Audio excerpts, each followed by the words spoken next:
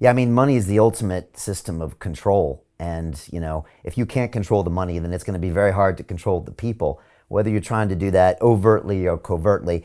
And, I've had conversations about the open metaverse on the show, and I want to get your thoughts later on that. Talking to Yatsu of Animoca Brands and a bunch of people, Sandbox, saying we've got to make sure it stays open and it's not controlled by a Facebook or a Zuckerberg. But if you think about it, the monetary system is a bit of a metaverse, right? They can control your whole reality by controlling your money. Because if you don't have control of your money, I mean, freedom of speech was something we fought for hard 2 years ago. You don't even have the option of speaking if you can't even control your own money. And so, like you said, it's built into a system of politicians, media companies, all of this that is probably happy with the status quo. And so, again, whether they're conspiring or not, it's in everyone's interest to kind of keep it the same. Just final question on that. I was speaking, I have an academy where we teach DeFi, and I have a small group called Kings of DeFi, and I had a bunch of people talking last night, and a former person on Wall Street for 25 years, and she's trying to educate people on crypto. And I said, do you think these old school people will ever learn crypto, or do you think it'll have to die out? As in, at some point, is it a new generation with new knowledge? What are your thoughts on that, Carl? Do you think you can re-educate the world, or do you think sometimes a mindset is so closed and it's reinforced by so many things around us that you'll literally need those people to die and a new generation to bring it up? Great question. And I do have a strong opinion on that.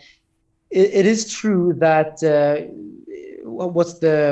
there's this word of saying, like, it's hard to make an old dog teach them how to sit, right? Yeah. And I think it's true. It's hard to teach an old dog new tricks. Yeah. Yes, yeah, exactly. That's it. So basically, you're not talking about me, are you? You're not talking about me. Okay. Not you. Okay. But I am talking about my parents, for example. It took a lot of convincing for them. Actually, when I started my Bitcoin career, my crypto career, they were very skeptical. They thought it was super shady and super strange, and they told me to go get a real job, a real education. They were not happy at all. It took a lot of convincing. If I didn't make money from this, they would probably still not believe me. But because of the fact that I make money, now they see that it's a real thing. But I think it's true. And let's just compare with the children. Children, they learn languages like that.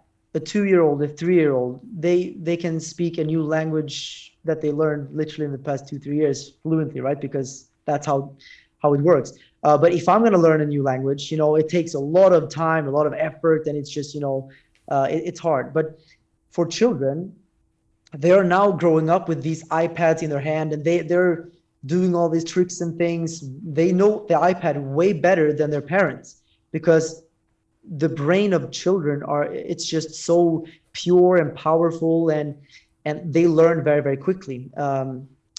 Language is a perfect example.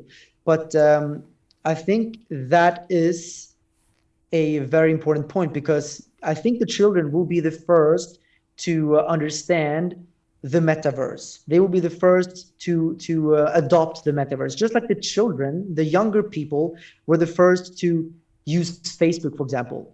And eventually the younger people, they moved on to Instagram. Now the older people are using Facebook. And then the young generation started to adopt TikTok.